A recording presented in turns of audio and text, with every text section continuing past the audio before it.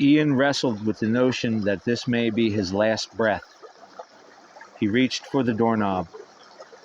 He could feel the heat coming from the other side of the door. His hand stopped before it was burnt from the knob. His mind raced as what to do next. The effects of the fire were approaching him from all around. The black smoke was thick and just a foot above his head. He wrapped his jacket around his head to keep from catching fire. Time suddenly slowed and a peace washed over him. Ian heard a voice.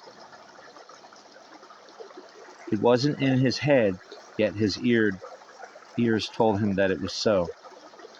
He felt it in his chest. He knew what it said in his soul. A familiar voice, one that he heard as a child while playing alone in the fields and meadows of his father's farm. His imaginary friend, who was always with him during those long adventures in the summer months of his youth. His friend would tell him things about flowers, animals, and the wind. His faithful friend described to him how the birds built their homes high up in the tree beyond his curious eyes. Ian's friend would lead him along the river's edge and show him where the animals would drink or rest, and even where they dug out a hole in the bank to make their dens. Ian and his friend would talk about the way things were, are, and could be. Ian always asked details about whatever his best friend would tell him. He would listen and rest in the shade during the hottest of days, during their talks, and if the morning air was misty and cool, he would find a ray of warmth that shone from heaven. The sun's light warmed him until the mists cleared and the meadow was bathed in the golden light of the morning. Ian's friend never let him down. Ian felt safe in his presence and vowed to never do anything to hurt his friend or leave him. The two friends carried on like this for all the days of Ian's school years. Ian grew into a fine young man and left school to see the world. He wanted to see many places different from what he knew and loved as a child. He traveled on ships across the sea. Ian made his way up and down mighty rivers and peaceful streams. These watery roads led him to villages and peoples that lived with very little in regards to modernities. Ian found their company pleasant. They always accepted Ian into their lifestyles with much respect. His curiosity brought him into many strange situations with these peoples. Ian had a thirst of their ways and knowledge of the world in which they lived. He sat with medicine men and partook of their concoctions to experience their understanding of the way things were in that part of the world. Although he never really understood their points of view, his quest kept him going, as he decided that it was his error and he should try harder to understand. He would join in on a ceremony or ritual, thinking that this time he would understand and walk away a better human being. He would be able to be proud of who he was and the work that he did to understand who he actually was. This quest lasted many years. There was danger, there was poverty, and however he tried these things, he felt as if he was further from the understanding that he sought. Ian was not certain about himself, the world, or even why he was anymore. During one of his travels, he received a message that his father had passed away and he was now the owner of the family farm. Ian remembered his fondness of the meadows and the forest that edged his father's homestead. Ian looked at his reflection in the large window of the airport where he waited to board his next flight.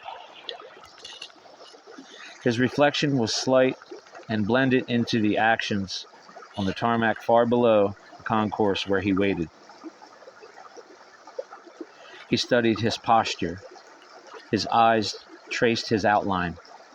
He looked at his attire and the things that he carried from his fellowship with the peoples on his journeys. He looked at his hair, his long beard, and the cloth that he wore on his head. He looked like a collection of all his experience. A little piece here and a bit or trinket worn there, a collection of experience, none of which supported the other. The necklace from a shaman to protect him hung in the center of his chest. The colorful belt that was given as a sacred gift to keep him focused and safe in the spirit realm. His shoes, though beautifully made with intricate beadwork, never offered protection from the hard modern world in which he still walked. Ian's gaze shifted from the floor to see a small bird fly just outside the window. That's when his eyes caught his own in the reflection of the glass. He looked deep into his own blue eyes. He studied his gaze for a long time. He searched himself for an answer to the question that popped into his mind. Who is that? Ian broke his own stare, for he did not know that answer. He saw a stranger in a costume looking back at him. He wondered where he had gone and how long it had been since he sat with himself. How long has his search for meaning taken him away from what he knew, himself? The airport loudspeaker announced that his flight to Peru was now boarding. Ian felt alone amongst all the activity in the concourse, alone with all the other travelers, each searching for something else, whether it be a break from the monotony of work, a business trip, or on their way to a new life. A new life, Ian thought as he turned from his reflection and headed to the ticket counter. As he passed the trash bin, he removed the necklace of protection and dropped it into the bin along with his head wrap. Ian's long hair washed over his shoulders and poured down his back. A lightness entered his heart as he quickened his walk to the ticket counter. "How may I help you?" a young lady behind the counter said while smiling. "I would like a one-way ticket to Chicago, Illinois." His voice bursted out with excitement. Moments later, Ian had in his hand a pass that would have him heading back to his country, back to his state, and back to his home. Ian had many hours before his new flight was to leave, so he wandered in thought around the airport. His meanderings brought him to a barber shop, where he sat in the chair, stared at his image in the floor-to-ceiling mirrors. "What will it be?" said the barber, with a similar phrase that brought back a flood of memories of Ian's youth. "High and tight," Ian said with assurance. The barber busied himself with his clippers, and Ian's locks left his head and floated to the floor. Ian closed his eyes and only listened to the sounds of his transformation. He thought about the rituals that he had witnessed, shared and partook in from all the years searching for what would help him to become himself. He could see the memories fall from his mind like his hair. His thoughts searched for anything to help him. There were none. His mind was clean from the questions that had permeated his thought processes all these years. He searched again and found none. "That'll be $75 plus tip," said the barber. Ian's attention returned to the world as he opened his eyes to see himself as a known stranger. He got up, paid the man, and walked out into the crowded mall area of the airport. Eventually, he ended up at a clothing store and purchased a sweatsuit and a jacket. He changed into it in the dressing room and placed his old clothes into a bag which he threw away once he left the store. Ian was now a stranger to himself. The feel of the new clothes offered a different perspective. He passed by a full-length mirror and noticed that his gait had changed. It looked as if he walked with a purpose instead of searching for something else. Ian's stomach growled, which led him to a food counter. He sat and waited for service. When the waitress came to him, and before she could ask him what he wanted, he said, "I'll take a cheeseburger, some fries, and a sweet tea." "You got it. I love customers that know what they want. It makes my job easier." She smiled and left to place his order. Easier echoed in Ian's mind. Easier, he said quietly to himself. Ian remembered his last cheeseburger he had. It was the last meal he had with his father before he began his quest for the meaning of life. His meal came and he ate slowly, each bite giving him insight to what was happening right now in his life. His attention was captured by the setting sun's rays beaming through the windows, alighting on the bar top where he sat. Their golden color warmed his heart. Ian wasn't sure about anything anymore except that he really enjoyed that cheeseburger and fries.